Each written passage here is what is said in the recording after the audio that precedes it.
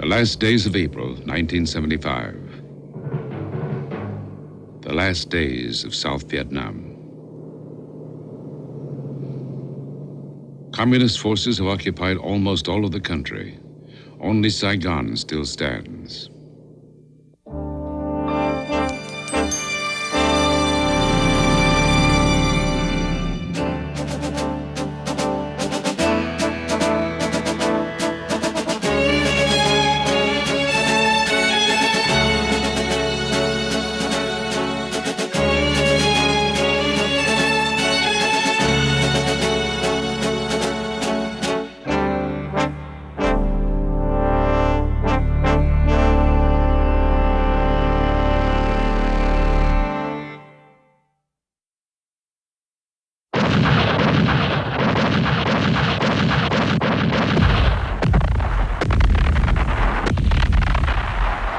April 23rd, 1975.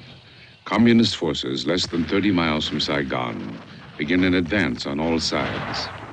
Hanoi had calculated on a final offensive lasting perhaps 2 years, but only 7 weeks have passed since the offensive began. The battle plan sends 100,000 troops hurtling at Saigon from 5 directions. Their orders are to penetrate and occupy Saigon within a week. The sounds of battle can be heard in the city. Hundreds of thousands seek escape. Many fear they will be executed by the victorious communists. Their only hope is the American embassy and an airlift to the United States. On the same day as the North Vietnamese advance, President Gerald Ford, in a speech in New Orleans, declares, "The war is over." Today, America can regain the sense of pride that existed before Vietnam. But it cannot be achieved by refighting a war that is finished as far as America is concerned.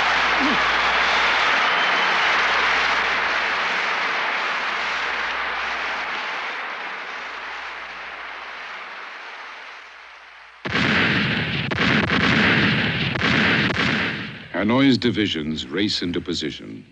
Now there is no fear of American bombers which turned back previous offensives. The communists sweep through the rubber plantations east of Saigon. The South Vietnamese, greatly outnumbered, only briefly resist. Soviet-built amphibious tanks easily bridge the rivers, then roll along the U.S.-built highways leading to the capital. Infantry convoys mop up resistance in villages and outposts. Long-range artillery disables Saigon's main airport. The siege is fully in place. Saigon is encircled. Within the city, 30,000 South Vietnamese troops await orders, but many senior officers have deserted. Saigon has a new government. It appeals for peace talks and a ceasefire. This goes unanswered. Now, 72 hours remain until the end. Saigon's armor attempts to seal off the main highways. Tens of thousands of refugees try to board the last helicopters leaving the city outskirts. But soldiers fleeing the battlefield commandeer the choppers and retreat into the capital.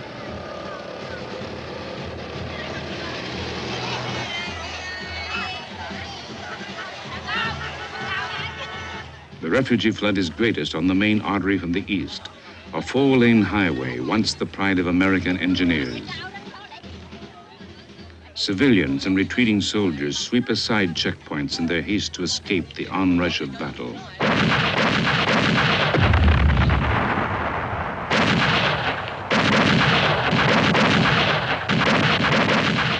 For the communist forces, the main problem is the speed of their advance. The troops are moving so quickly, it is difficult to supply them.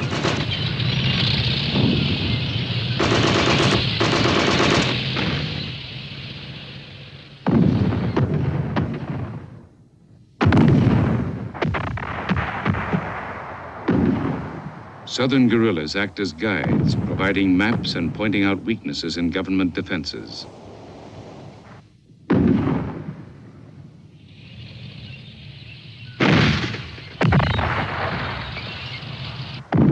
By now, 20,000 communist troops are within 12 miles of the city. 30,000 more are moving in.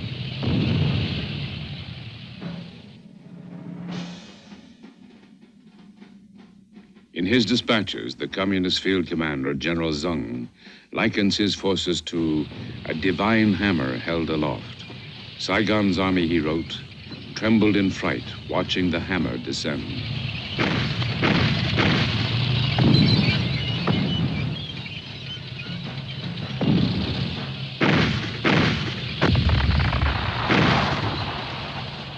But at a key bridge called Dong Nai, on the main eastern approach, the South Vietnamese put up a fierce resistance. The bridge changes hands several times before the communists secure it. A major route into Saigon is now open to the attacking force. With 3 nights remaining, the communists intensify the fighting. Infantry and artillery assault the city perimeter, but here they halt.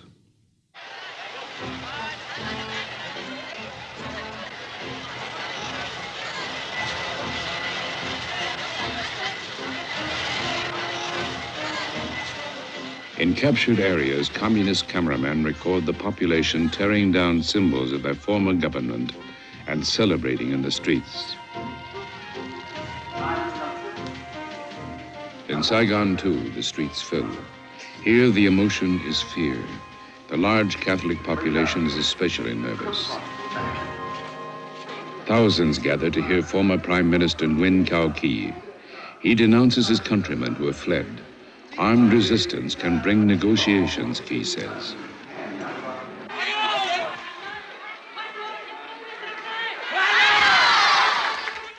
The best way is to hold the line in the military. Because if the collapse continue, disintegration continue, and then there's no need for negotiation. But the communists send a grim warning. 5 rockets drop into a crowded Saigon slum, leaving 5,000 homeless. Now, fears of a bloodbath increase.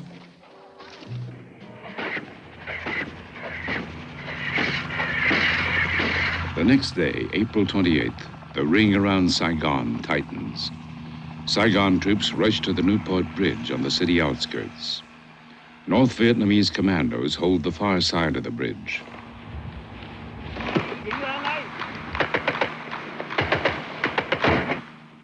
The bridge attack increases fears of a military showdown in the city itself. The communists broadcast demands for total surrender within 24 hours.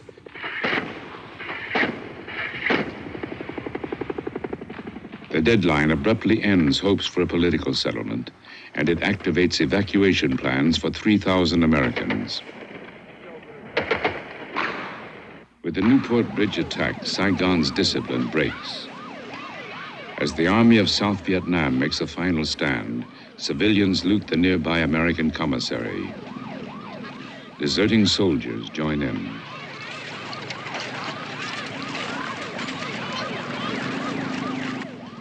Looting spreads throughout the city. It is the last of the old life, the last hours and the death of a nation.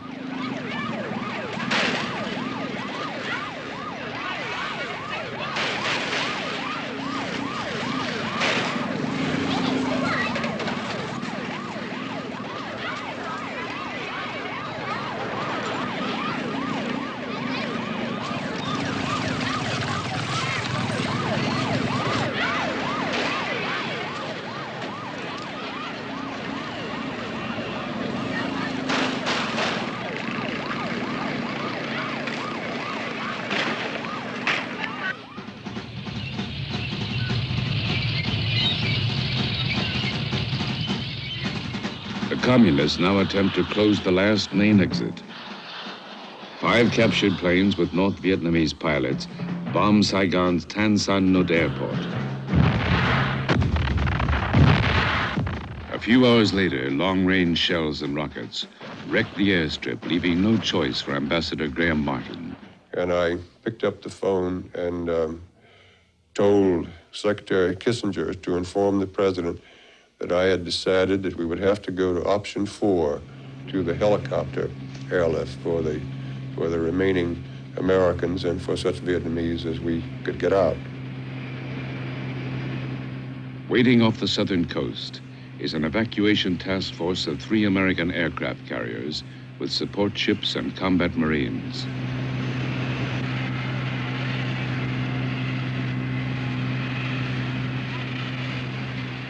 Noon, April 29th. The final exodus is about to begin.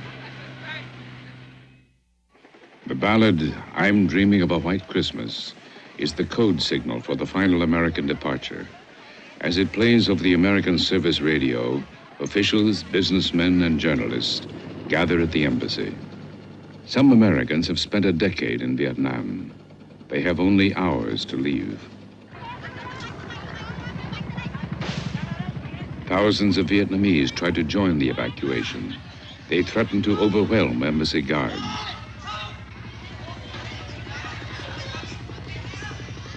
For years, the symbol of a wide-ranging war, the helicopters can now only land on the embassy roof or in its secluded compound.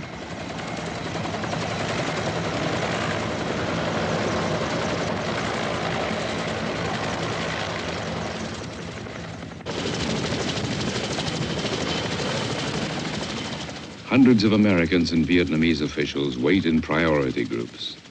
The Marines briefly return to Vietnam to keep order.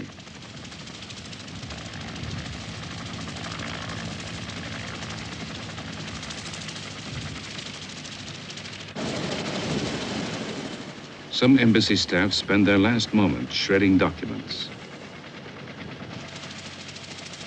Each chopper takes an hour to reach the evacuation fleet. Only a relative few can make it. One is former Prime Minister Key.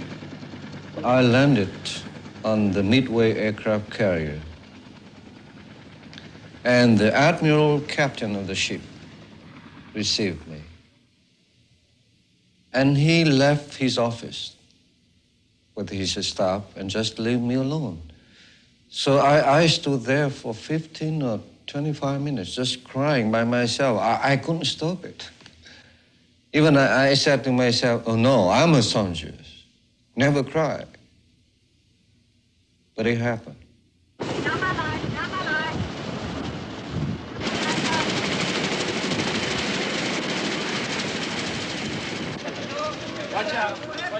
By now, hundreds of Vietnamese civilians are attempting to crash the embassy gates.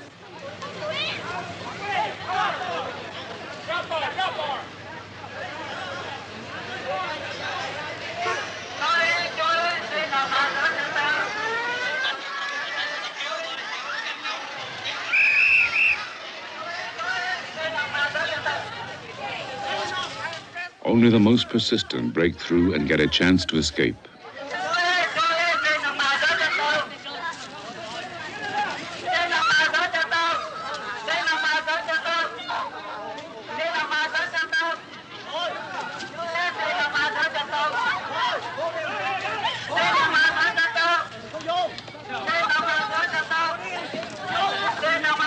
In previous weeks, 100,000 South Vietnamese have bought their way out.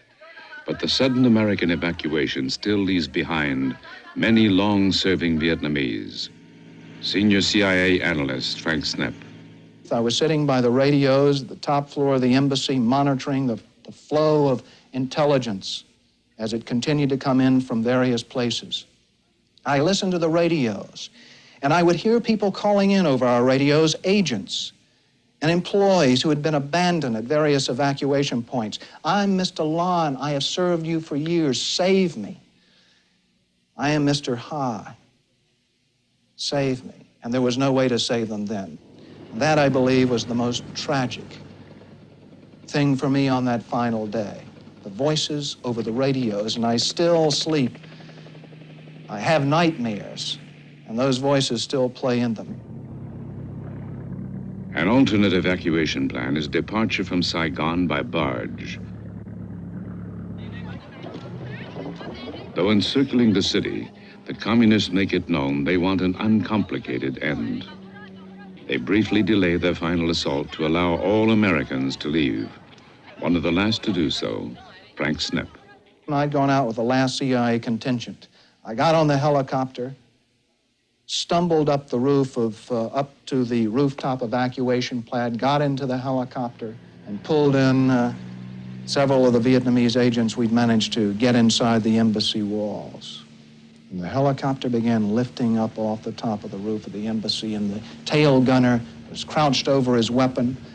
The back of the helicopter was open, and suddenly green lights, radar lights, began blinking inside the cabin. And the helicopter arched up over the city, and for a moment I could see framed in one of the windows Mimi's Bar, one of the most famous bars in Saigon, where many an American GI had lost his shirt as well as his innocence. And I remember as we touched down on that deck, people all around me were crying. One Vietnamese woman we brought out was holding her child in her arms. We managed to get her and her child over the wall of the embassy, but we'd failed to get her husband. Her life would be forever altered, and we had abandoned so many we should have rescued and gotten out on the final day. On the last day, the helicopters ferry 7,000 Americans and Vietnamese to the evacuation fleet. Weapons are thrown overboard to prevent trouble.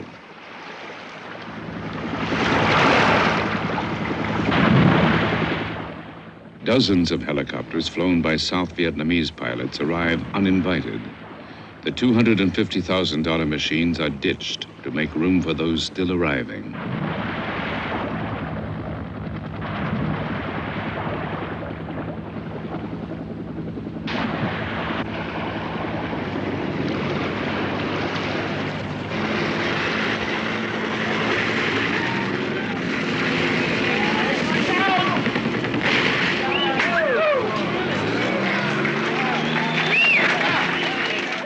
Ambassador Martin wants to extend the evacuation.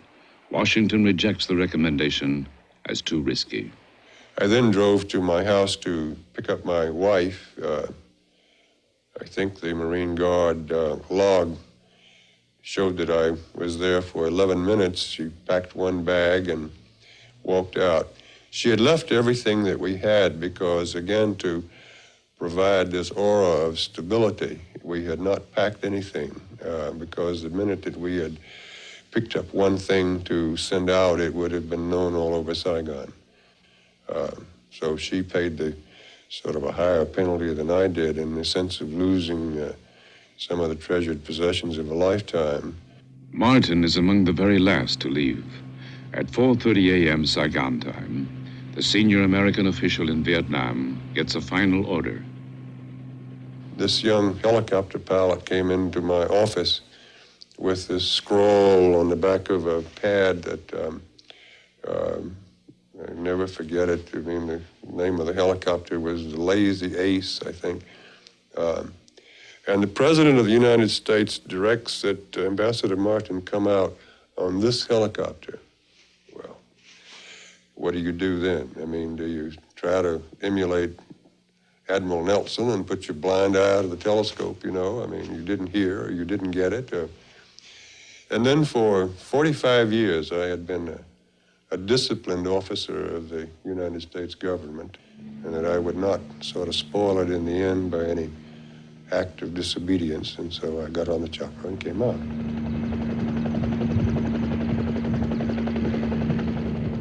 At 7:53 a.m., April 30th, the last American troops leave. 15 years of U.S. military presence ends.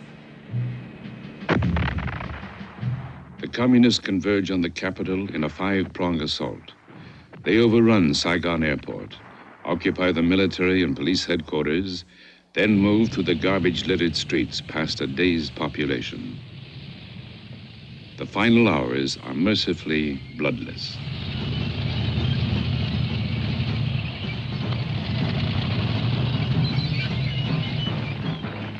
A symbolic target is the presidential palace. A single tank provides the battle finale, storming through the iron gates. It is 11 a.m. A lone soldier runs forward to raise the communist flag.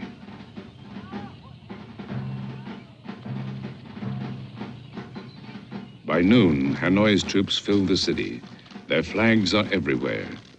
At the palace, they arrest South Vietnam's last president, General Duong Van Minh. He is ordered to broadcast a message to his remaining troops. Lay down your weapons and surrender unconditionally. The communist field commander, General Zung, writes of these final victory hours. Our generation had known many victorious mornings, but there had been no morning so fresh and beautiful as this morning of total victory. For most of Saigon, the 10,000-day war ends with little immediate change. The black market reopens. Some soldiers from the north succumb to the temptations. Reforms soon follow. In Hanoi, the sudden victory after 30 years of war brings immediate celebration. Saigon is renamed Ho Chi Minh City, honoring the first president of North Vietnam. Prime Minister Pham Van Dong. We fought year after year in extremely hard conditions, which went beyond all imagination. Here I would like to repeat President Ho Chi Minh's words, which we consider as a motto, a banner. Nothing is more precious than independence and freedom.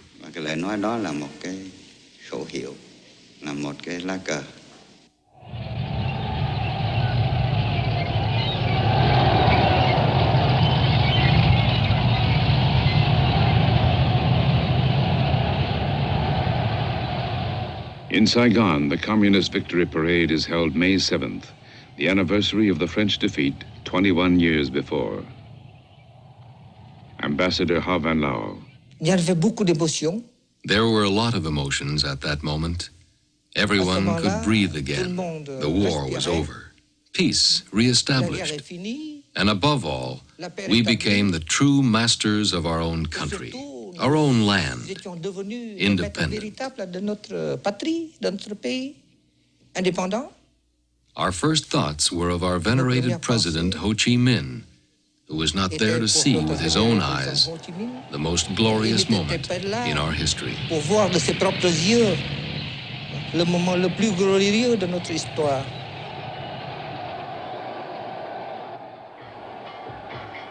Change comes slowly to Saigon.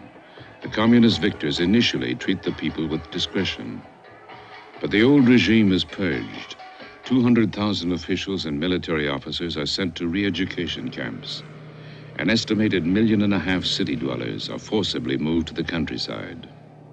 Within 2 years, the two halves of the country are officially unified as the Socialist Republic of Vietnam. The Vietnamese People's Liberation Army began as a ragtag assortment of volunteers.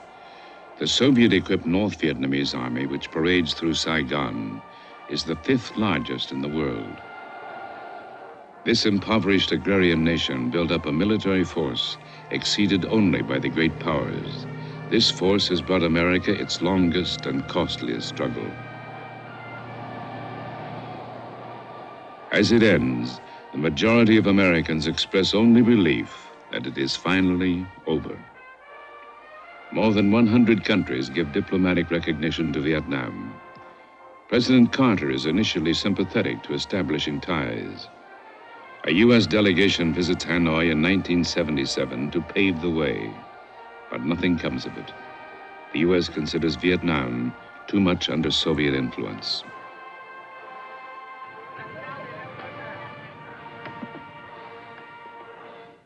The twists of history and the impact of prolonged war leave Vietnam as a shattered land. But it is one land. The Vietnamese are now one nation.